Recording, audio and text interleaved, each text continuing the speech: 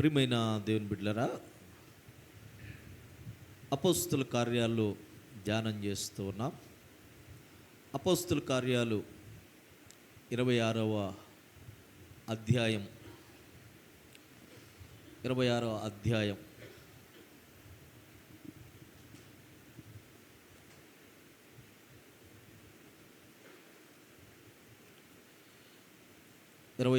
అధ్యాయాన్ని ధ్యానం చేద్దాం.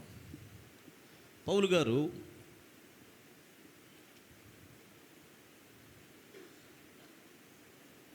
తాను అప్పగింపబడిన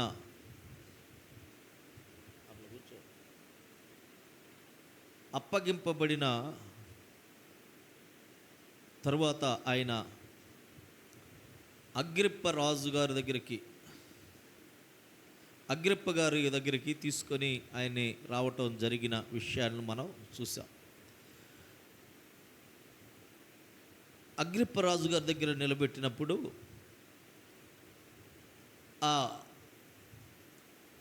నేరాల గురించి ఆయన ఏం చేశాడు అని యూదులను అడిగినప్పుడు వాళ్ళు ఆయన మీద అనేకమైన నేరాలు మోపారు, కానీ అవేవి నిరూపించదగినవిగా కనపడలేదు, అవేవి ఆమోదించదగినవిగా కనపడలేదు.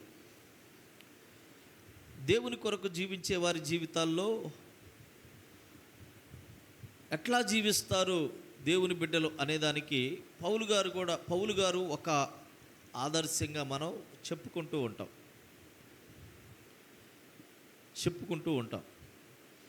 ఇక్కడ యూదులు ఎదుట ఆయన నిలబడి ఉన్నారు. అగ్రిప్ప రాజుగారు పౌలును చూచి చెప్తున్న ఈ మాటలు మనం వింటా ఉన్నాం. చూడండి, నీ పక్షమున చెప్పుకొనుటకు నీకు సెలవైనదనెను. అప్పుడు పౌలు చేయి చాచి ఇలా సమాధానము చెప్పసాగాను అంటున్నాడు. అప్పుడు దాకా అక్కడున్న అనేకులు ఆయన మీద నేరాలు మోపారు. అవన్నీ విన్న తర్వాత అగ్రిప్పరాజు గారు పౌలు గారిని పిలిచి, ఇప్పుడు నీకు సమయం ఇస్తున్నాం, నువ్వు వారు ఏ విధమైన నేరాలు నీ మీద మోపారో వాటన్నిటికీ సంజాయిషి చెప్పుకునే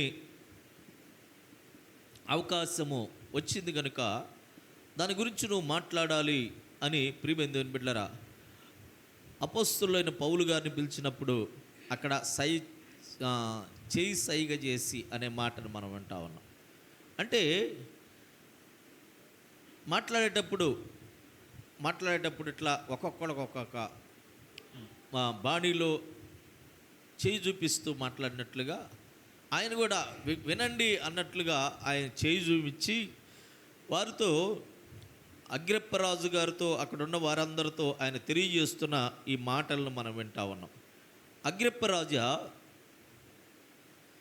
యూదుల్లో ఉన్న ఆచారాలు, వివాదాలు అన్నిటిలో మీరు నిపుణులు అని నాకు తెలుసు అంటున్నాడు. ఆయన అగ్రిప్పరాజు యూదుల ఆచారాలన్నీ ఎరిగినవాడుగా ఉన్నాడని, వాళ్ళు వివాదాలన్నీ ఆయన తెలిసినవాడై ఉన్నాడని నాకు తెలుసు, నువ్వు వాటిలో నిపుణుడు అని నాకు తెలుసు. కనుకనే యూదులు నా మీద మోపిన నేరాలన్నిటిని గురించి ఈవేళ విశేషముగా మీ ఎదుట సమాధానం చెప్పుకోబోతున్నాను. అట్లా చెప్పుకోవటానికి నాకు ఈ అవకాశం వచ్చినందుకు నేను ఎంతో భాగ్యంగా ఎంచుకుంటున్నాను అని నేను చెప్తున్న ఈ మాటలు మనం వింటున్నాం. నేను చెప్పుకునే మాటలు నేను ఓపికగా వినాలి. ఎందుకంటే ఈయన యూదుడు, మునుపు ధర్మశాస్త్ర పాండిత్యం ఎరిగినవాడు. ఆయన యూదులు ఏ విధమైన ఆచారాలు పాటించాడో అవన్నీ ఎరిగినవాడు గనుక, నేను మునుపు ఎట్లా బ్రతికానో, క్రీస్తుని ఎరిగిన తర్వాత నా జీవితం ఎట్లా మారిందో, నువ్వు నా జీవితంలో జరిగిన సంఘటనలన్నీ నువ్వు వినాలి అంటున్నాడు. ఈ మాటను బట్టి మనం అర్థం చేసుకోవాల్సింది ఏంటంటే, మనము క్రీస్తుని ఎరిగిన తర్వాత మన జీవితం ఏంది, క్రీస్తుని ఎరగక మునుపు మన జీవితం ఏందో మనం కూడా పరిశీలించుకోవాలి. క్రీస్తుని ఎరగక మునుపు పౌలు గారు అంటాడు, ఆ ముందు ముందు మనం చదువుతాం, నేను క్రైస్తవుల్ని దూషించాను, హింసించాను, చంపాను, వాళ్ళని చంపుతుంటే నేను చూస్తూ నిలబడ్డాను అని ఎన్నో ఆయన సాక్ష్యాలు చెప్పిన విధానాన్ని మనం చూస్తాం. క్రీస్తును నమ్మిన తర్వాత నేను క్రీస్తు కొరకు ఎట్లా జీవిస్తున్నాను నువ్వు వినాలి అగ్రిప్ప గారు అని, అగ్రిప్ప రాజా అని ఆయనకు తెలియజేస్తున్న ఈ మాటలు మనం వింటా ఉన్నాం. ప్రియమైన దేవుని బిడ్డలారా, జీవితం మారితే అనేక మందికి ఆదర్శవంతమైన జీవితాన్ని మనం జీవించాలి. అనేక మంది చూస్తూ ఉన్నప్పుడు ఆ మారిన బ్రతుకు మనలో కనపడాలి. ఇంకా ఏదో మారామని చెప్పుకొని ఇంకా విపరీతమైన పాపాల్లోకి, విపరీతమైన అవసరాన్ని బట్టి మనము మాటలు మార్చి ఇతరుల దృష్టిలో అన్యాయస్తులుగా మనం కనపడకూడదు. నిజాయితీ పరులుగా మనం చనిపోయినా బ్రతికిన ఒకే ఉద్దేశంతో క్రీస్తుని ఎరిగిన వారము అని ప్రజలకు తెలియజేసే వారిగా ఉండాలని దేవుని వాక్యం మనకు సెలవిస్తూ ఉంది. అంటున్నాడు, యూదులు నా మీద మోపిన నేరములన్నిటిని గూర్చి నేడు తమరి ఎదుట సమాధానం చెప్పుకోబోచున్నందుకు నేను ధన్యుడనని అనుకొనుచున్నాను. తాల్మితో నా మనవి వినవలనని వేడుకొనుచున్నాను అంటున్నాడు. అగ్రిప్పరాజుకు ఆయన చెప్పుకున్నాడు, నా మాటలు వినాలి మీరు. నేను ఎందుకు నేను క్రీస్తును వెంబడిస్తున్నాను, క్రీస్తులో ఉన్న ప్రాధాన్యత ఏందో మీరు వినాలి అని మొదలు పెడుతున్నాడు. మొదటి నుండి యెరూషలేములో నా జనము మధ్యను బాల్యము నుండి నేను బ్రతికిన బ్రతుకు ఎలాంటిదో యూదులందరూ ఎరుగుదురు అంటున్నాడు. నేను బాల్యము నుండి నేను ఎలా బ్రతికానో మీకు తెలుసు. యెరూషలేములో నా జనుల మధ్య అంటే యూదుల మధ్య ఆయన ఎట్లా బ్రతికాడో నాకు తెలుసు. చాలాసార్లు మనం మాట్లాడుకున్నాం. చూడండి, ఆయన ఈ 4వ వచనం నుంచి 6వ వచనం వరకు ఆయన చెప్తున్న ఈ మాటలు మనం వింటున్నాం. నేను బ్రతికిన బ్రతుకు ఎలాంటిదో యూదులందరూ ఎరుగుదురు, వారు మొదటి నుండి నన్ను ఎరిగిన వారు గనుక సాక్ష్యమిచ్చుటకు వారికి ఇష్టమైతే నేను మన మతములోని బహు నిష్టగల తెగను అనుసరించి పరిసయుడునుగా ప్రవర్తించినట్లు ఇప్పుడైతే దేవుడు మన పితరులకు చేసిన వాగ్దానము విషయమైన నిరీక్షణ గూర్చి నేను విమర్శింపబడుటకు నిలిచి ఉన్నాను అంటున్నాడు. నేను అంతకుముందు నా బాల్యము నుండి యెరూషలేములో నేను ఎట్లా జీవించానో మీ అందరికీ తెలుసు. నా బ్రతుకు మీ అందరికీ తెలుసు. వాళ్ళందరూ నన్ను మొదటి నుండి ఎరిగిన వారే, వారు నా గురించి తెలిసిన వారే అంటున్నాడు. ఎక్కడ ఈయన గురించి మనం చదివాం 22వ అధ్యాయంలో ఈ మాటలు ఉంటాయి. చూడండి, 22వ అధ్యాయం 2-3 వచనాలు మనం చూస్తే, 22వ అధ్యాయం 2-3 వచనాలు. అమ్మా, అతడు హెబ్రీ భాషలో మాట్లాడుట వారు విని వారు ఎక్కువ నిశ్శబ్దంగా ఉన్నారు. అప్పుడు అతడు తన సాక్ష్యాన్ని, నేను ఎక్కడ పుట్టాను ఏందనేది చెప్పటం స్టార్ట్ చేశాడు. నేను కిలికియాలో ఉన్న తార్సు వాడను, యూదుడను. అయితే ఈ పట్టణములో గమలియేలు పాదముల యొద్ద పితరుల ధర్మశాస్త్ర సంబంధమగు నిష్టయందు శిక్షితుడనై మీరందరూ మీరు ఇప్పుడున్న ప్రకారం నేను దేవుని యందు ఆసక్తుడైన ఉన్నాను అన్నాడు.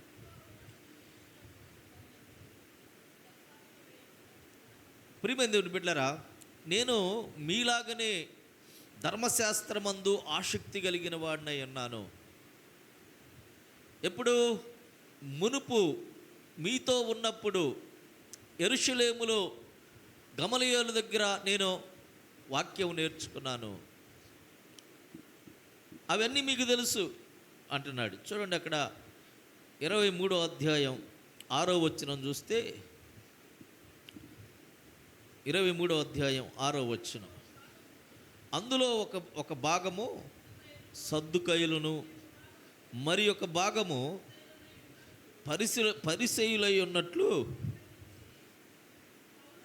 పౌలు గ్రహించి, సహోదరులారా, నేను పరిసయ్యుడును, పరిసయ్యుల సంతతి వాడను, మనకున్న నిరీక్షణ గురించి, మృతుల పునరుద్ధానము గురించి నేను ఎందుకు విమర్శించబడుతున్నానంటే, మృతుల పునరుద్ధానము గురించి విమర్శించబడుతున్నాను. ఆయన వాక్యం విన్నాడు, దేవుణ్ణి ప్రత్యక్షంగా చూశాడు, మరణించి తిరిగి లేచిన యేసుక్రీస్తు ప్రభువారిని చూశాడు. మన పితరులు ఎప్పటి నుండో మన గ్రంథాల్లో వ్రాయబడిన ప్రకారము మరణించిన వారు తిరిగి లెగుస్తారు అనే విషయాన్ని నేను తెలుసుకున్నాను. అది రాసి ఉంది, మీరు ఇంకా గ్రహించలేరు, నేను గ్రహించాను. ఆయన పునరుద్ధానుడైన క్రీస్తుని నేను కనులారా చూశాను కనుకనే నేను ఇవి మాట్లాడుతున్నాను. మీరన్న మాటలే, చనిపోయిన వారు ఒకరోజు లెగుస్తారు అనే మాటను ప్రియమైన దేవుని బిడ్డలారా ఆయన తెలియజేస్తున్నట్లుగా వాక్యంలో మనం చూస్తూ ఉన్నాం. నా స్వజనుల మధ్య జెరూసలేములో నేను యవ్వన దశలో ఉన్నాను. ఆ టైంలో నేను చక్కగా దేవుని వాక్యాన్ని గమలీయేలు పాదాల దగ్గర నేర్చుకున్నాను అని, నేను పరిసయ్య తెగకు చెందినవాడిని అని ప్రియమైన దేవుని బిడ్డలారా దేవుని వాక్యాన్ని ఆయన మాట్లాడుతూ ఉన్నాడు, ఆయన గురించి చెప్తా ఉన్నాడు. చూడండి 6వ వచనంలో అంటాడు, ఇప్పుడైతే దేవుడు మన పూర్వీకులను చేసిన వాగ్దానం మీద నాకు ఆశ ఉంది, ఆశ కలిగి ఉన్నాను, దాన్ని బట్టి నేను ఇక్కడ నిలుచుండి ఉన్నాను అంటున్నాడు. ప్రతి మనిషి, చనిపోయిన ప్రతి మనిషి లెగుస్తాడని మన పూర్వీకులు తెలియజేసిన వాగ్దానము చొప్పున నేను ఇక్కడున్నానే కానీ నేను నేరం ఏం చేయలేదు, ఇతరులని అన్యాయంగా నేనేం మాట్లాడలేదు. ప్రియమైన దేవుని బిడ్డలారా, అవన్నీ అగ్రిప్పరాజు గారికి, అక్కడున్న యూదులందరికీ ఆయన తెలియజేస్తున్న ఈ మాటలు మనం వింటా ఉన్నాం. చూడండి 7వ వచనంలో అంటాడు, 7వ వచనంలో పౌలు గారు అంటున్న మాటలు మనం, 12 గోత్రముల వారు ఎడతెగక దివారాత్రులు దేవుణ్ణి సేవించుచు ఆ వాగ్దానము పొందుదుమని నిరీక్షించుచున్నారు. ఓ రాజా, ఈ నిరీక్షణ విషయమై వీళ్ళందరూ నా మీద నేరం మోపుతున్నారు. ఈ వాగ్దానము గురించి ఏం చెప్తున్నాడు, మనకి దేవుడు ఒక వాగ్దానం చేశాడు, ఆ వాగ్దానము పొందుదుమని నిరీక్షించుచున్నారు. ఓ రాజా, ఈ నిరీక్షణ విషయమై యూదులు నా మీద నేరం మోపుతున్నారు. క్రైస్తవుల నిరీక్షణ, లేకపోతే క్రీస్తు నెరిగిన వారి నిరీక్షణ గురించి పౌలు గారు తెలియజేస్తున్న ఈ మాటలో దేవుడు ఒక వాగ్దానం చేశాడు. ఏంది ఆ వాగ్దానం అంటే, మరణించిన వారు, మృతులైన వారు తిరిగి లెగుస్తారు. చూడండి దానియేలు గ్రంథం 12వ అధ్యాయం 2వ వచనం చూడండి.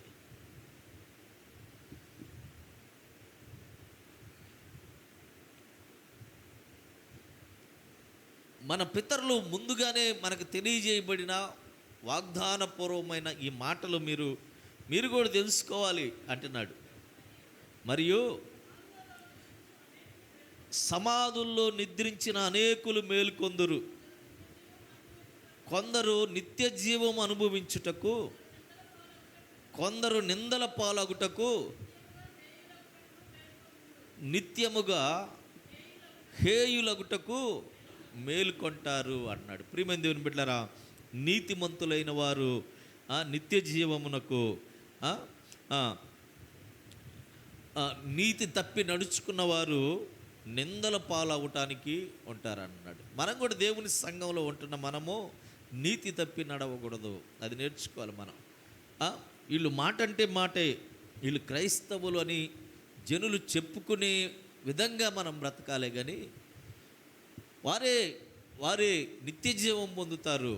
లేదా నీతి తప్పి నడిచిన వారు ఉన్నారనుకో, వాళ్ళు ఎక్కడుంటారంట అమ్మా?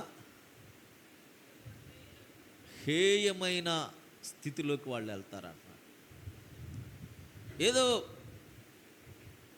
ఏదో మన జీవితాన్ని మనం గడుపుకోవటానికో, లేకపోతే ఆ సందర్భాన్ని బట్టి మనం తప్పించుకోవటానికో మాట్లాడవచ్చు, కానీ అక్కడ దేవుని నామాన్ని అవమానపరిచే స్థితిలోకి మనం వెళ్తున్నామని గ్రహించుకోవాలి. నింద రాని, అవమానం రాని, ఇబ్బంది రాని, ఏదైనా వచ్చినా కానీ నీతిగా బ్రతికితే ఏముందంట? నిత్య జీవం ఉంది అన్నాడు. నీతి తప్పి నడిస్తే నువ్వు రక్షణ పొందావని లేదు, బైబిల్ చదువుతున్నావని లేదు, పాట పాడుతున్నావని లేదు. నువ్వు ఏది చేసినా కానీ నీతి తప్పి నడుస్తున్నావు కనుక నీకు అక్కడ నిందల పాలయ్యే స్థితికి వెళ్ళిపోతున్నావు అన్న. నింద అనుభవించాల్సిన పరిస్థితికి వెళ్తాం. ప్రియమైన దేవుని బిడ్డలారా, ఎవరైతే ఈ నేలలో కప్పిపెట్టబడుతున్నారో వారందరూ ఒక దినాన లెగుస్తారు అని మన పితరులు మనకు ముందుగానే వ్రాయబడిన ఈ మాటలు మనం వింటా ఉన్నాం. యోహాను సువార్తలో కూడా మనం ఈ మాట చూస్తాం. చూడండి, 5వ అధ్యాయం 28, 29 వచనాలు చూడండి. యోహాను సువార్త 5వ అధ్యాయం. దీనికి ఆశ్చర్యపడకుడి, ఒక కాలము వచ్చుచున్నది, ఆ కాలమున సమాధుల్లో ఉన్న వారందరూ ఆయన శబ్దము లేకపోతే స్వరము వింటారు. మేలు చేయువారు జీవ పునరుద్ధానమునకు, కీడు చేయువారు తీర్పు పొందటానికి బయటకు వస్తారు. మేలు చేస్తున్నామా కీడు చేస్తున్నామా మనం గ్రహించుకోవాలి. దేవుని సన్నిధిలో ఉంటున్న మనము ఆ గ్రహింపు ఉండాలి. మనం దేవుని సన్నిధికి వచ్చాం, మన ఆలోచన ఎట్లాగుంటుంది, మనం ఏం వింటున్నాం, ఏం గ్రహిస్తున్నాం, ఎట్లా బ్రతుకుతున్నాం అవన్నీ మనం పరిశీలించుకోవాలి. ఇక్కడ ఎందుకు ఆశ్చర్యపడకండి, ఒక కాలం వస్తుంది, అప్పుడు సమాధుల్లో ఉన్న వారందరూ ఆయన స్వరం వింటారు, వారు బయటకు వస్తారు. మంచి చేసిన వారు శాశ్వత జీవం కోసం లెగుస్తారు. దుర్మార్గం చేసిన వారు, అవినీతి చేసిన వారు, అక్రమాలు చేసిన వారు, తమ ఇష్టాల కొరకు జీవించిన వారు ఏమవుతారంట? శిక్షావిధి పొందటం కోసమే లెగుస్తారు. మనం దేనికోసం నిలబడుతున్నాం? నీతి కోసం నిలబడుతున్నామా? అక్రమం కోసం నిలబడుతున్నామా? దుర్మార్గత కోసం నిలబడుతున్నామా? అది పౌలు గారు తెలుసుకున్నారు కనుక ఆయన ఏం చేస్తున్నాడంట? తీర్పు పునరుద్ధానం ఉందని గ్రహించుకున్న ఆయన, మనము మరణించిన ప్రతి ఒక్కరు లెగుస్తారు, వాళ్ళు ఎవరైనా కానీ లెగుస్తారు, ఆయన ఎదుట నిలబడతారు.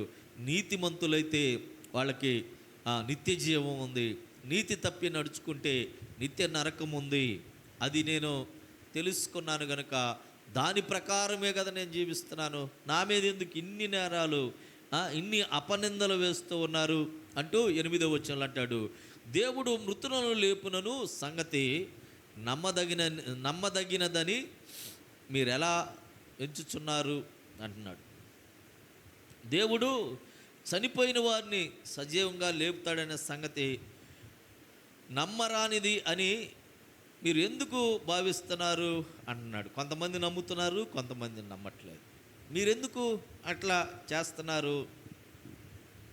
దేవుడు సృష్టికర్త అయి ఉన్నాడు, పుట్టించినవాడు లేపలేడా, చనిపోయిన వారిని లేపగలడు కదా అని అపోస్తులైన పౌలు వారు మరలా చెప్పటం ప్రారంభించాడు. చూడండి, అపోస్తుల కార్యాలు 1వ అధ్యాయం 3వ వచనంలో అంటాడు,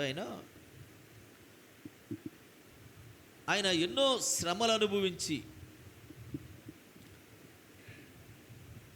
చదువమ్మా మాట, ఆయన శ్రమ పడిన తర్వాత 40 దినముల వరకు 40 దినముల వరకు అనేకులకు అగపడుచు దేవుని రాజ్యము విషయాలను గురించి బోధించుచు అనేక ప్రమాణాలను చూపి ఆయన తనను తాను సజీవునిగా కనపరుచుకున్నాడు, శ్రమలు అనుభవించాడు. ఆయన దేవాతి దేవుడే, లోకరక్షకుడే, సమస్తంపై ఆధిక్యత కలిగిన దేవుడే ఈ భూమి మీద ఉన్నప్పుడు ఏమనుభవించాడు? శ్రమలు అనుభవించాడు. శ్రమలు అనుభవించిన తర్వాత ఆయన అనేక రుజువుల చేత తనను తాను ఈ భూమి మీద అనేక మందికి కనపరుచుకున్నాడు. 40 దినాలు ఈ భూమి మీద అనేక మందికి కనపడ్డాడు. దేవుని రాజ్యానికి ఆయన చేరినట్లుగా మనం ఇక్కడ మాటలో మనం చూస్తూ ఉన్నాం. ఇది నిరీక్షణ. దీనికోసం ఈ పరలోక రాజ్యములో చేరాలంటే ఎవరు అర్హులు అంటే నీతిమంతులు. క్రైస్తవులమైన మనం గుర్తుంచుకోవాలి, ఎవరు పరలోకానికి చేరటానికి నీతిమంతులు అంటే చేరగలరంటే నీతిమంతులు మాత్రమే చేరగలరు. మనము మన నోరు అపవిత్రమై, మన చూపు అపవిత్రమై, మన కళ్ళు అపవిత్రమై, ప్రతిదానికి చీటికి మాటికి అబద్ధం ఆడుతూ పౌలు గారికి ఇన్ని శ్రమలు వచ్చినాయి, ఇన్ని కష్టాలు వచ్చినాయి, ఎన్ని ఇబ్బందులు వచ్చినాయి. ఆయన అబద్ధం ఆడినట్లు ఎక్కడా కనపడలా, మోసం చేసినట్లు ఎక్కడా కనపడలా, తప్పించుకొని వెళ్ళాలని చూసినట్లు పౌలు గారు ఎక్కడా కనపడలా. ఆయన దేవుని కోసం నిలబడ్డాడు. అందుకే చెప్తున్నాడు, ప్రభువే ఈ భూమి మీద ఉన్నప్పుడు శ్రమలు అనుభవించి, బాధలు అనుభవించి, ఆయన మరణించి తిరిగి లేచి 40 దినాలు ఈ భూమి మీద ఉండి అనేక మందికి కనపడి పరలోకానికి ఎక్కిపోయాడు. మీరు ఎందుకు నమ్మరు? మనం కూడా నిజంగా క్రీస్తును కనుక నువ్వు నమ్ముంటే నువ్వు నీ భక్తి జీవితంలో, నీ యథార్థమైన జీవితంలో క్రీస్తుకు మొదటి ప్రాధాన్యతనిస్తావు, క్రీస్తు మాటకు మొదటి ప్రాధాన్యతనిస్తావు. దేవుడు చెప్పాడు, పునరుద్ధానుడయ్యాడు, పరలోకానికి వెళ్ళాడు, తిరిగి వస్తా అన్నాడు. ఆ నిరీక్షణతో మనం బ్రతుకుతాం. కానీ ఆ నిరీక్షణ విడిచిపెట్టి మన ఇష్టం వచ్చినట్లు బ్రతికితే నీతిమంతులుగా మనం ఎంచబడం. పౌలు గారు రక్షణ పొందింది మొదలుకొని దేవుని కొరకు బ్రతికాడు.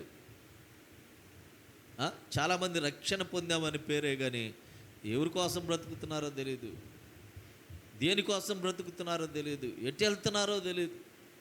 ప్రియమైన దేవుని బిడ్డలారా, నమ్మిన దానికోసం పౌలు గారు శ్రమ పడుతున్నాడు. నమ్మిన దానికోసం యూదులు ఆయన మీద మోపిన నేరాలకు జవాబిస్తున్నాడు. దేవుడు ఇట్లా లేచాడు, ఇది రుజువు, ఆయన నాకు కనపడ్డాడు అని పౌలు గారు చెబుతున్న ఈ మాటలు ప్రియమైన దేవుని బిడ్డలారా మనం వింటా ఉన్నాం. చూడండి, 9వ వచనంలో అంటున్నాడు, నజరేయుడైన యేసు నామమునకు విరోధముగా అనేక కార్యములు చేయవలనని నేను అనుకుంటుని అంటున్నాడు. చెప్తున్నాడు ఆయన జీవితంలో క్రీస్తుని ఎరగక ముందు ఏం జరిగిందో చెప్తున్నాడు. పునరుద్ధానం ఉందని మన పితరులు చెప్పారు కదా, నేను కూడా దాన్ని బట్టి నడుచుకుంటున్నాను.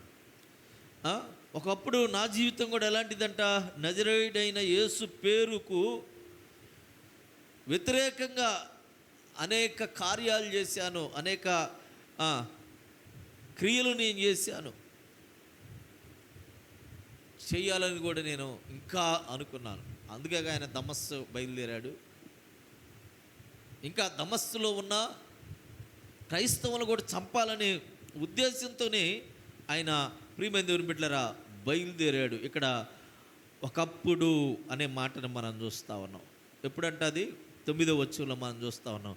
నజరేయుడైన యేసు నామమునకు విరోధముగా అనేక కార్యాలు చేయవలనని నేను అనుకున్నాను అంటున్నాడు. చూడండి, 22వ అధ్యాయం 3 నుంచి 5 వచనాలు చూద్దాం. 22వ అధ్యాయం 3 నుంచి 5 వచనాలు.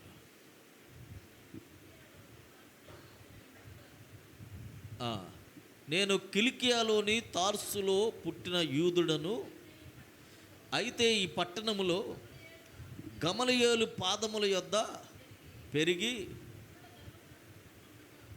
మన పితరుల ధర్మశాస్త్ర సంబంధమగు నిష్టయందు శిక్షితుడనై మీరందరూ నేడు ఉన్న ప్రకారము దేవుని గూర్చి ఆసక్తి గలవాడనై ఉండి ఈ మార్గములో ఉన్న పురుషులను స్త్రీలను బంధించి చెరసాల్లో వేయించుచు మరణము వరకు హింసించి తిని ఇందును గూర్చి ప్రధాన యాజకుడును పెద్దలందరూ నాకు సాక్షులై ఉన్నారు. నేను వారి వలన సహోదరుల యొద్దకు పత్రికలు తీసుకొని దమస్కులోని వారిని కూడా బంధించి దండించుటకై యెరూషలేమునకు తేవలెనని అక్కడికి వెళ్ళి తిని. ప్రియమైన దేవుని బిడ్డలారా, క్రీస్తుకు విరోధంగా నడిచిన వాడిని నేను కూడా అంటున్నాడు. అర్థం చేసుకోవాలి. క్రీస్తుకు విరోధంగా నడిచిన ఆయన క్రీస్తును నమ్మిన తర్వాత క్రీస్తుకు విరోధంగా ఒక్క మాట కూడా మాట్లాడాల. క్రీస్తుకు విరోధంగా ఆయన ఏ కార్యకలాపాలను చేయటానికి కూడా ఆయన ఒప్పుకోలే. అందుకని ఆయన అంటాడు, తిమోతికి రాసిన పత్రికలో ఆయన అంటాడు, నేను హింసకుణ్ణి, దోషకుణ్ణి, హానికరుణ్ణి,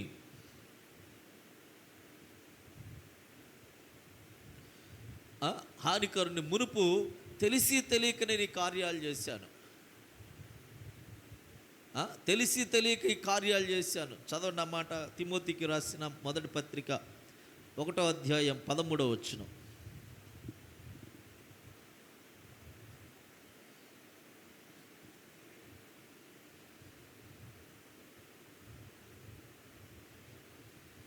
మొదటి పత్రిక. పూర్వము నేను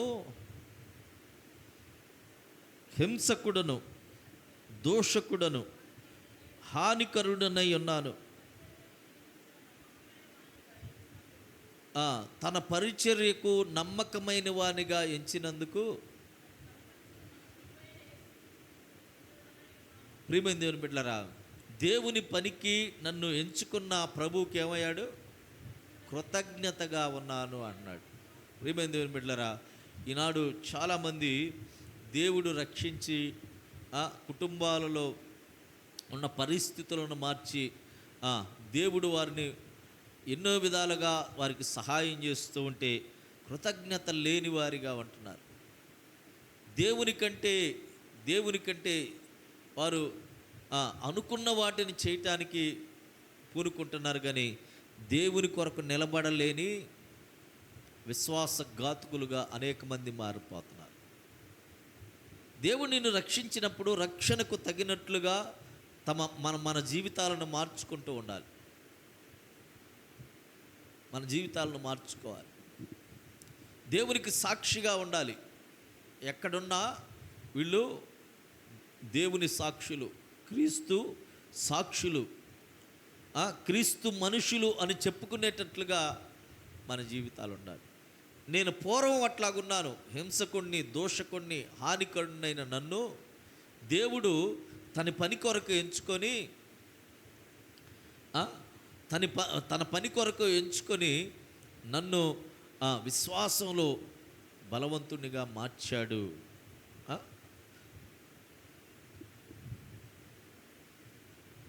బలవంతుడిగా మార్చాడు.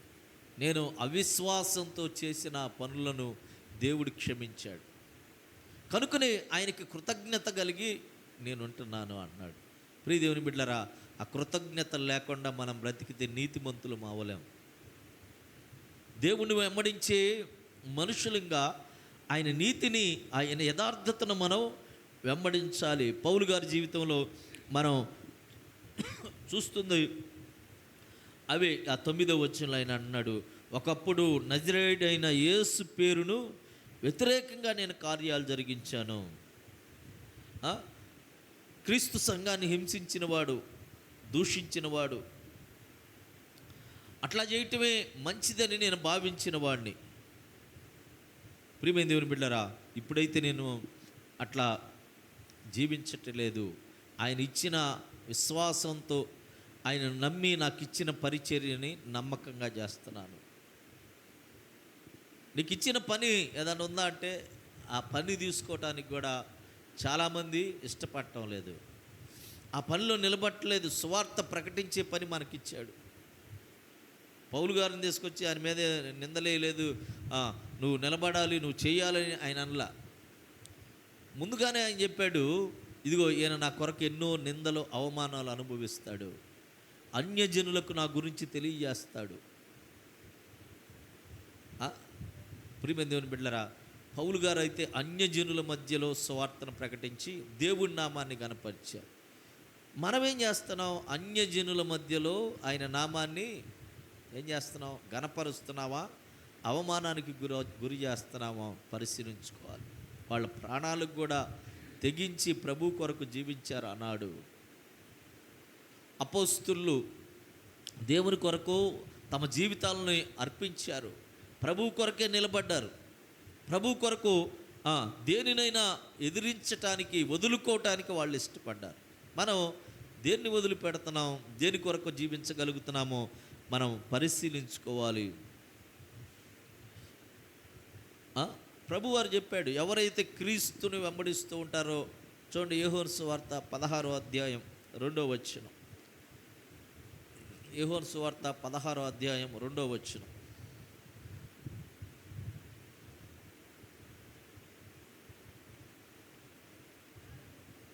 వారు మిమ్మును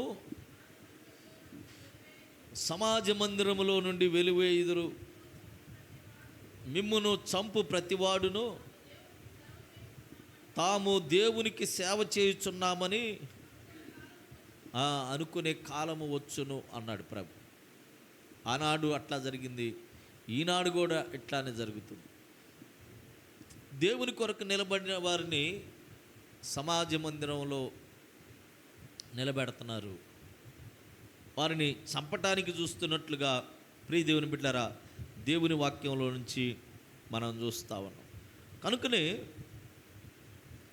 దేవుని బిడ్డలమైన మనము ఆలోచించాలి. పౌలు గారు తన జీవితంలో శ్రమైన, కష్టమైన, ఇబ్బందికరమైన పరిస్థితులైన దేవుని కొరకు నిలబడ్డాడు.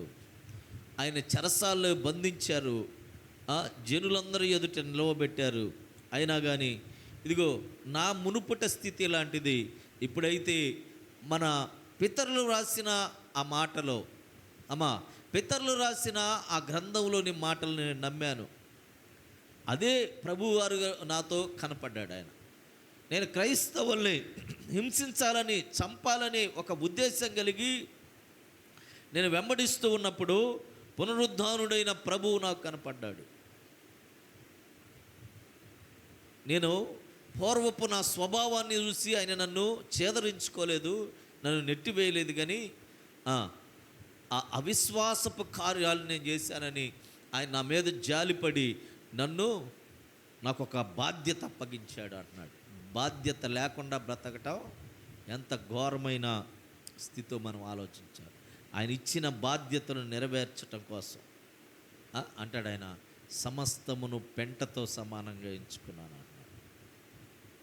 దేన్ని సంతోషంగా భావిస్తున్నావు?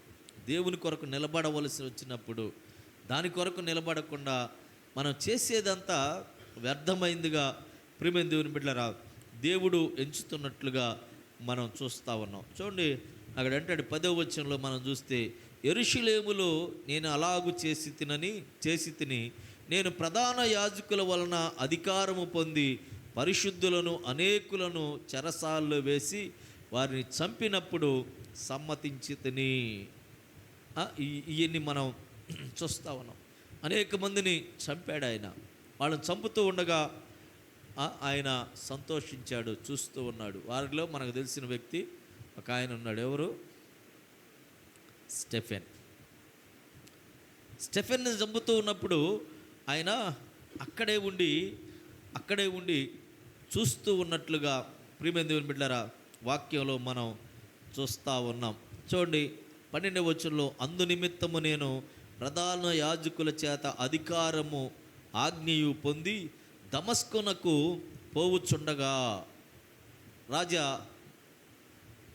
మధ్యాహ్నమందు నా చుట్టూను నాతో కూడా వచ్చిన వారి చుట్టూను ఆకాశము నుండి సూర్య తేజస్సు కంటే మిక్కిలి ప్రకాశమానమైన ఒక వెలుగు త్రోవలో ప్రకాశించుట చూచితిని. మేమందరమును నేలన చూడండి, మేమందరము నేలన పడినప్పుడు సౌలా సౌలా నన్నెందుకు హింసించుచున్నావు, మునికోళ్లకు ఎదురు తన్నుతున్నావు, తన్నుట నీకు కష్టమని హెబ్రీ భాషలో ఒక స్వరము నేను విన్నాను అంటున్నాడు. ప్రియమైన దేవుని బిడ్డలారా, చూడండి, దేవుడే స్వయంగా మాట్లాడుతున్నాడు. నువ్వు అసాధ్యమైన దానికి నువ్వు పూనుకున్నావు, మునుకోళ్లకు ఎదురు తన్నుతున్నావు. నీకు అసాధ్యమైన పనిది ఎవరయ్యా నువ్వు, ఎవరు నువ్వు అని అడుగుతున్నాడు పౌలు. అంటే అన్నాడు, నువ్వు హింసిస్తున్నా క్రీస్తును నేనే అన్నాడు. యేసును నేనే అంటున్నాడు.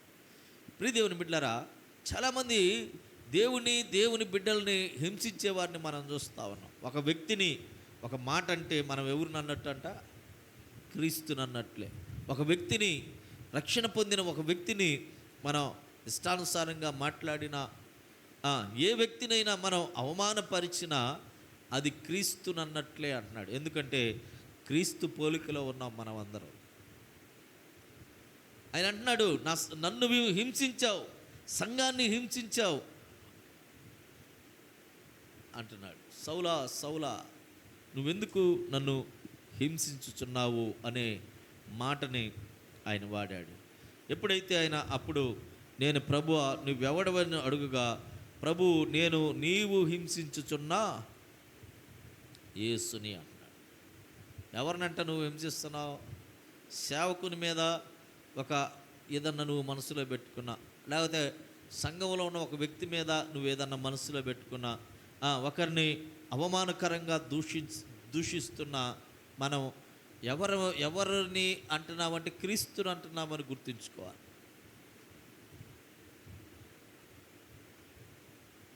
చాలామందిని మనం చూస్తాం, ఎవరి మీద కోపం ఉంటే వాళ్ళు చేసే పని ఏంటంటే సంఘాన్ని విడిచిపెడతారు.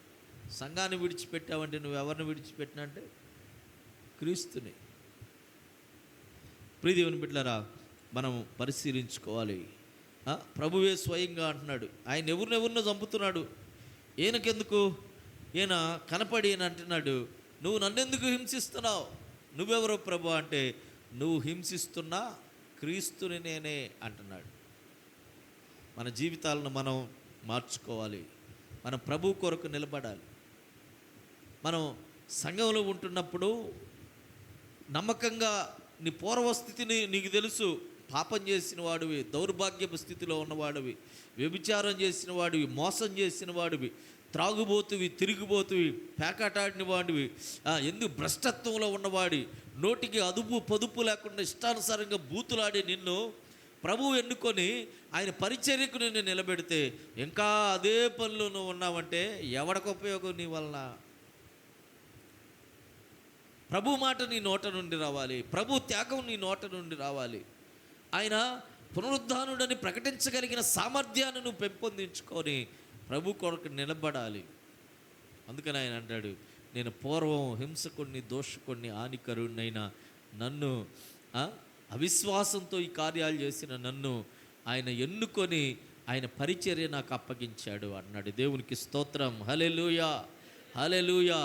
ఏ మంచి లేని మనల్ని దేవుడు నీతిమంతులుగా ఎంచి పరలోక రాజ్యం ఇవ్వటానికి మనల్ని నిలిపితే నువ్వు ఎక్కడెక్కడో ఉంటావు, ఏదేదో చేస్తావు, ఏదేదో మాట్లాడతావు, నువ్వు మంచి వ్యక్తివి అని చెప్పుకోవటానికి నీ చెడుతనాన్ని ఒప్పుకోలేక నువ్వు అబద్ధాలాడి మోసకరంగా మాట్లాడతావు. నేనైతే అంటున్నాడు, నేను పూర్వం హింసకుడినండి, దోషకుడిని, నేను ఇప్పుడు మారాను, నా బ్రతుకు మార్చుకున్నాను, నేను ప్రభు కొరకు జీవిస్తున్నాను. ప్రభువు పునరుద్ధానుడయ్యాడు కనుక ఇగో మన పితరులు గ్రంథంలో రాశారు, అయ్యో ఆ సంగతి మీకు కూడా తెలుసు, అవే కదా నేను కూడా మాట్లాడుతుంది. మరి వీళ్ళు ఎందుకు నా మీద కోప్పడి నన్ను తీసుకొచ్చి సమాజ మందిరంలో నిలబెట్టి, ఇగో జనులు ఎదుట నిలబెట్టి ఇగో నన్ను హింసిస్తున్నారు? నేను మీలాగనే ఇంతకుముందు జీవించాను కదా. ప్రియమైన దేవుని బిడ్డలారా, ఇలాంటి వ్యక్తిని ప్రభువు ఎన్నుకున్నాడు, ప్రభువు నిలబెట్టాడు. నిలవబెట్టిన ప్రభు కొరకు మనం కూడా ఆయన క్రియలు, ఆయన కార్యాలు, ఆయన పునరుద్ధానపు అనుభవాల గురించి మనం ప్రకటించాలి. గుండె అంతా ఆయన నిండిపోయి ఉండాలి. ఆయన గురించి ప్రకటించాలి.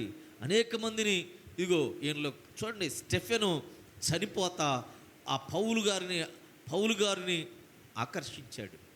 అరే ఈయన ఎందుకు ఇట్లా చనిపోవటానికి కూడా ఇష్టపడుతున్నాడు? చనిపోయేటప్పుడు తను ఏం మాట్లాడుతున్నాడు? ఏంట్రా నన్ను చంపుతున్నారు, నేను మీకేం చేశాను రా అని మమ్మల్ని దూషణ మాట్లాడట్లా. ఏమన్నాడు? అయ్యా వీరేం చేస్తున్నారు, వీరు ఎరగరు, క్షమించు అని మాట్లాడాడు కదా. ఆ మాట వినగానే పౌలు గారి హృదయం కరిగిపోయింది. ఆ మార్గ మధ్యంలో ప్రభువు కనపడగానే తన జీవితాన్ని మార్చుకున్నాడు. ఎవరు ప్రభువా, నిన్న నేను హింసించింది అని తన పాపాలు ఒప్పుకున్నాడు, బాప్తిజం పొందాడు. అక్కడి నుంచి ప్రభు కొరకు జీవించాడు. మనం ప్రభు కొరకు జీవిస్తున్నావా? ప్రభు మార్గంలో నడుస్తున్నావా? ఇంకా ఆ నోరు మారలేదు, ఆ తీరు మారలేదు, ఆలోచన మారలేదు, ఆ క్రియలు. నేను మునుపు ఇట్లాగా ఉండేవాడిని అండి, నేను ఇప్పుడు ఇట్లా మారానని చెప్పుకునే స్థితి లేదు. అదే స్థితిలో ఉంటే మనం ప్రభు కొరకు సాక్షిగా ఎట్లా బ్రతకగలం? ప్రియ దేవుని బిడ్డలారా, మనం ఒకసారి మనం పరిశీలించుకోవాలి. ఇక్కడ అంటున్నాడు ఆయన, చూడండి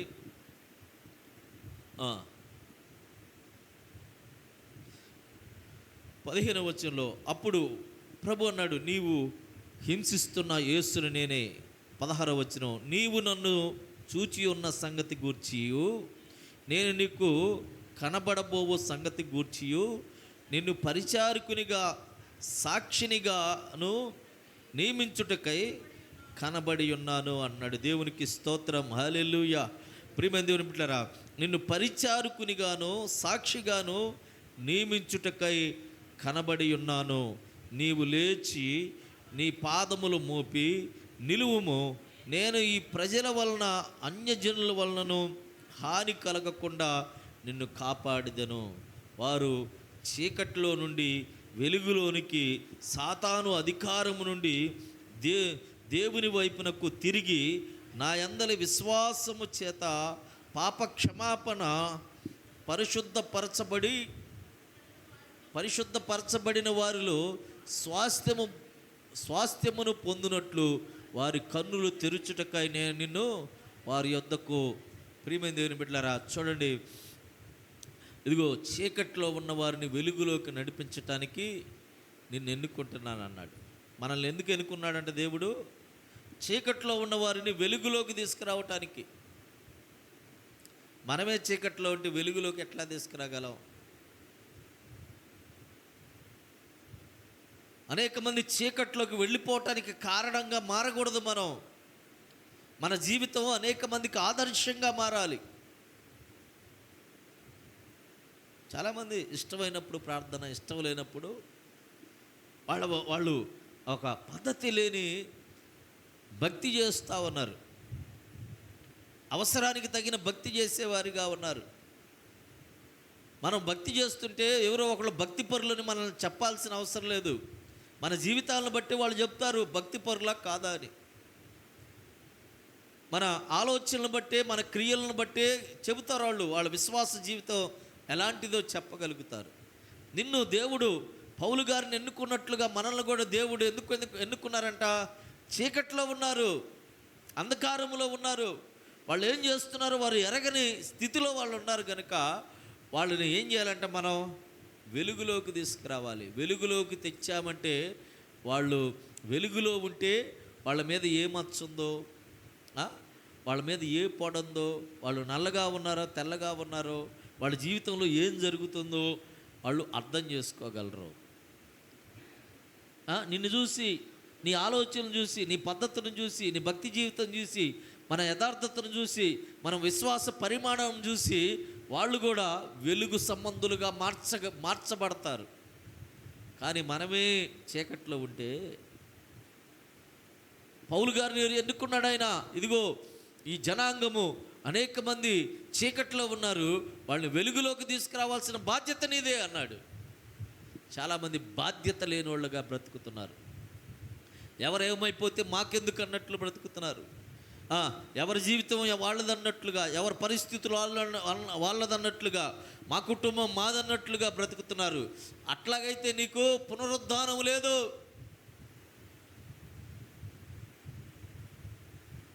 దేవుడు నిన్ను ఎందుకు ఎన్నుకున్నాడో దాని కొరకు బ్రతికితే పునరుద్ధానం ఉంది. పౌలు గారు, నా స్థితి ఎరిగిన దేవుడు నాకు ఒక బాధ్యతను అప్పగిచ్చాడు, ఆ బాధ్యతని నేను నెరవేర్చాలి. ఎందుకు మాట్లాడుతున్నాడు? స్వయంగా యేసుక్రీస్తు ప్రభువారే పౌలు గారితో మాట్లాడు, చీకటిలో ఉన్న వారిని నువ్వు వెలుగులోకి నడిపించటం కోసం నేను ఎన్నుకున్నాను. చూడండి, వెలుగులోనికి సాతాను అధికారం నుండి దేవుని వైపుకు తిరిగి నా యందలి విశ్వాసము చేత పాపక్షమాపణ పరిశుద్ధ పరచబడిన వారిలో స్వాస్థ్యము పొందునట్లు వారి కన్నులు తెరుచుటకై నేను నిన్ను వారి యొద్దకు పంపేదనని చెప్పాను. ఎంతమంది చీకట్లో ఉన్నారో వారిని క్రీస్తుని గురించి తెలియజేసి, క్రీస్తు రక్షణ గురించి తెలియజేసి, క్రీస్తు పరిశుద్ధతలకు వారిని నడిపించవలసిన బాధ్యత ఇక నీ మీద వేస్తాను, నువ్వు చేయాలి. మనందరి మీద వేసాడు, మనం చేయాలి. మొదట మన బ్రతుకు మార్చుకోవాలి. పూర్వమున్న ఆ బ్రతుకుని మార్చుకోవాలి.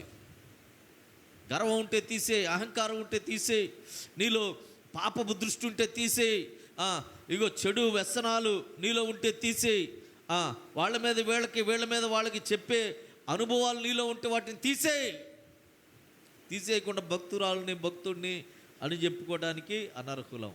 నువ్వు ముందు వెలుగులో ఉన్నావో లేదో చూసుకో, నీలో ఉన్న మచ్చలేందో చూసుకొని నీ జీవితాన్ని మార్చుకొని అనేక మందిని వెలుగులోకి తేవలసిన బాధ్యత. అందుకని ఆయన అంటే, నేను పూర్వం హింసకుణ్ణి, దోషకుణ్ణి, హానికరుణ్ణి.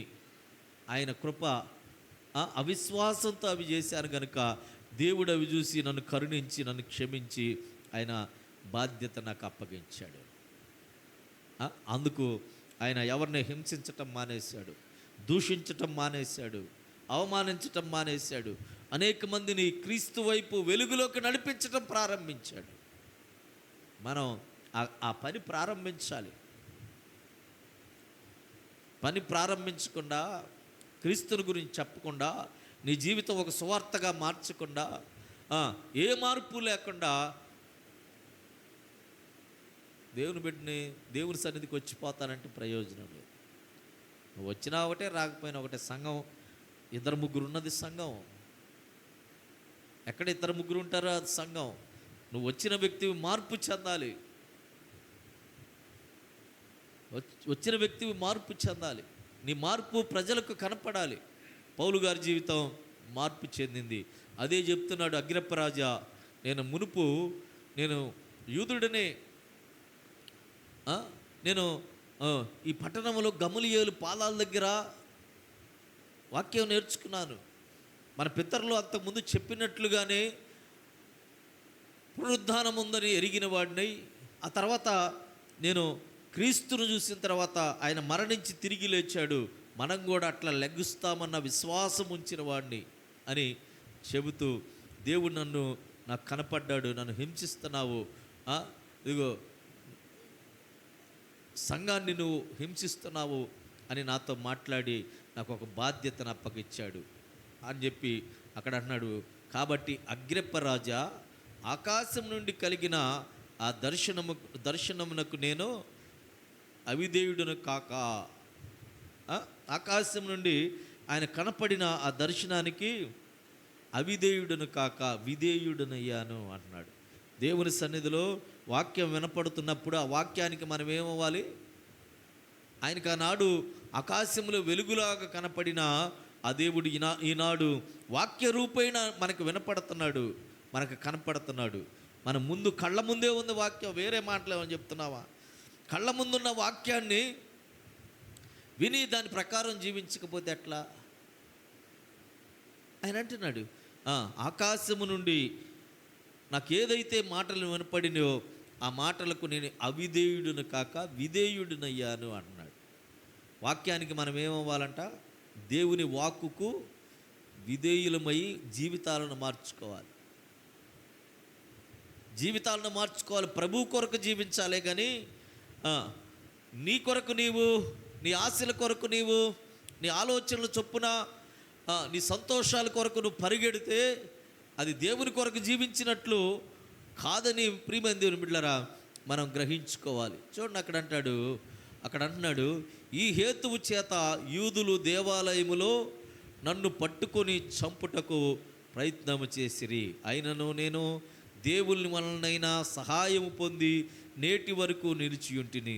క్రీస్తు శ్రమపడి మృతుల పునరుద్ధానము పొందు వారిలో మొదటి వాడొకట చేత ఈ ప్రజలకును అన్యజనులకును వెలుగు ప్రచురింపబోవునని ప్రవక్తలను మోషేయు ముందుగా చెప్పినవి కాక మరి ఏమియు చెప్పక అల్పులకును గనులకును సాక్ష్యమిచ్చుచుంటిని అన్నాడు. నేను ఉన్నయే చెప్తున్నా, లేనివేమి చెప్పట్లా. ఎవరెవరు చెప్పారంట? ప్రవక్తలను మోషేయు ముందుగా చెప్పినవి కాక ఇంక నేనేం చెప్పట్లా. మరి వీళ్ళెందుకు నా మీద నేరం మోపారు? వీళ్ళెందుకు నన్ను నేరస్థాపన చేసి మీ ముందు నిలబెట్టారు? నేను ఉన్నదేగా చెప్పానని ప్రియమైన దేవుని బిడ్డలారా పౌలు గారు చెప్తున్న విషయం. ధైర్యంగా ఆయన సాక్ష్యమిస్తూ ఉన్నాడు. అక్కడ ఒక మాట చూస్తాం, చూడండి. అతడు ఇలాగూ సమాధానము చెప్పుకొని చుండగా ఫెస్తు, పౌలా, నువ్వు వెర్రివాడవు, అతి విద్య వలన నీకు వెర్రి పట్టినదని గొప్ప శబ్దముతో చెప్పాను. అందుకు పౌలు ఇట్లా, నేను మహాఘనత వహించిన ఫెస్తు, నేను వెర్రివాడును కాను, కానీ సత్యమును స్వస్థ బుద్ధియు గల మాటలనే చెప్పుచున్నాను. నేను మాట్లాడేది సత్యం, నేను చూసింది సత్యం. పునరుద్ధానం ఉంది. క్రీస్తు ప్రభువారు మరణించి తిరిగి లేచాడు, మరణాన్ని గెలిచాడు. ఆయన వలె మనమందరం మరణాన్ని భూమిలో నుండి మరలా తిరిగి లేచి దేవుని ఎదుట నిలవబడే ఒక రోజు ఉంది. నేను వెర్రివాడిని కానే కాదని పౌలు గారు చెప్తున్న ఈ మాటలు ప్రియమైన దేవుని బిడ్డలారా మనం వింటా ఉన్నాం. చూడండి, ప్రసంగి గ్రంథంలో ఒక మాట అంటాడు, 9వ అధ్యాయం 3వ వచనం.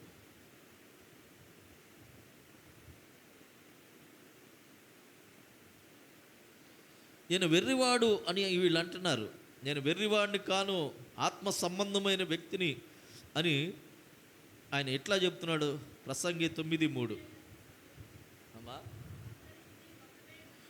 అందరికీ ఒక్కటే గతి సంభవించును, సూర్యుని క్రింద జరుగు వాటన్నిటిలో ఇది ఒక దుఃఖకరము. ప్రియమైన దేవుని బిడ్డలారా, ఇది బహు దుఃఖకరము అంటున్నాడు. మరియు నరుల హృదయము చెడుతనముతో నిండి ఉన్నది అన్నాడు. ప్రియమైన దేవుని బిడ్డలారా, చాలామంది ఇది జరుగుతూ ఉన్నదే చాలామంది గ్రహించలేకపోతున్నారు. అది బహు దుఃఖకరం అంటున్నాడు ఆయన. భూమి మీదకి వచ్చిన వాళ్ళందరూ చనిపోతున్నారు. ఎందుకు చనిపోతున్నారు? వాళ్ళు గ్రహించలేకపోతున్నారు. ఇది బహు దుఃఖకరం. పునరుద్ధానము గురించి ప్రియమైన దేవుని బిడ్డలారా తెలియజేస్తున్న మాటలు, వెర్రివాడివిగా మాట్లాడుతున్నావంటే, నేను వెర్రివాడిని కాదు, మన పితరులు చెప్పాడు. వచ్చిన వాళ్ళందరూ పోతున్నారు, పోయిన వాళ్ళందరూ ఏమవుతున్నారో తెలుసుకోవాలి అని అగ్రిప్పరాజుతో తెలియజేస్తున్న ఈ మాటలు మనం వింటా ఉన్నాం. 26 రాజు ఈ సంగతులు ఎరుగును గనుక అతడి ఎదుట నేను ధైర్యముగా మాట్లాడుచున్నాను. వాటిలో ఒకటయు అతనికి మరుగై ఉండలేదని రూఢిగా నమ్ముచున్నాను. ఇది ఒక మూలన జరిగిన కార్యము కాదు, పబ్లిక్కే. నా జీవితంలో ఏం జరిగిందో మీ అందరికీ తెలుసు. మీ దగ్గర నుండే కదా దమస్కు వెళ్ళటానికి ఉత్తరాలు తీసుకొని బయలుదేరింది. మీ ఎదుటనే కదా అనేక మందిని చంపింది. ఇది దాచిపెట్టేది కాదు. మన జీవితం కూడా దాచిపెట్టేది కాదు. అవేందమ్మా అనగానే పంచాయతీ అంతా బయట పెడతారు. మనం తెలియదు అనుకొని మూసి పెడుతున్నాం. మరి మనం మూసి పెడితే దేవుడికి తెలియకుండా ఉంటుందా? నువ్వు యథార్థంగా మారిపోవాలి, దేవుని వ్యక్తివిగా మారిపోవాలి, దేవుని స్వార్థకుడిగా మారిపోవాలి.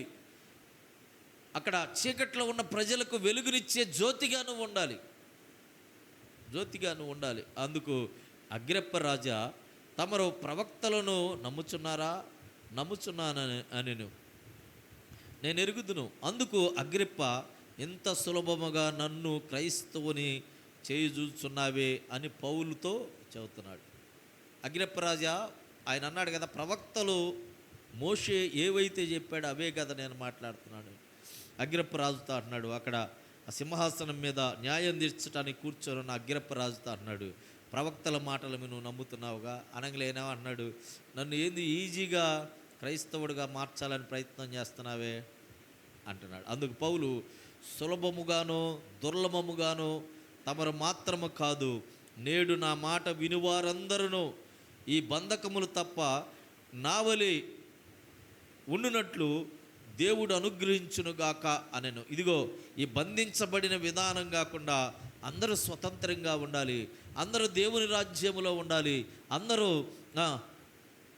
దేవుని ఎదుట నీతిమంతులుగా ఉండాలి అనేదే నా కోరిక అంటున్నాడు. మన కోరిక ఏంది?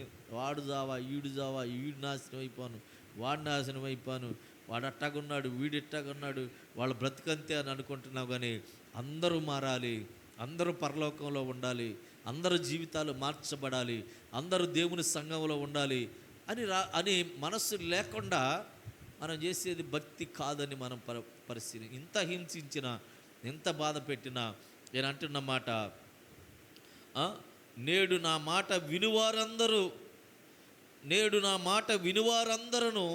ఈ బంధకములు తప్ప నావలే ఉండునట్లు దేవుడు అనుగ్రహించునుగాక అనెను. అంతటా రాజు అధిపతియు బెర్నేకియు వారితో కూడా కూర్చుండిన వారిలో లేచి అవతలకు పోయి, ఈ మనుషుడు మరణముకైనను బంధకములకైనను తగినదేమియు చేయలేదని తమలో తాము మాట్లాడుకొనిరి.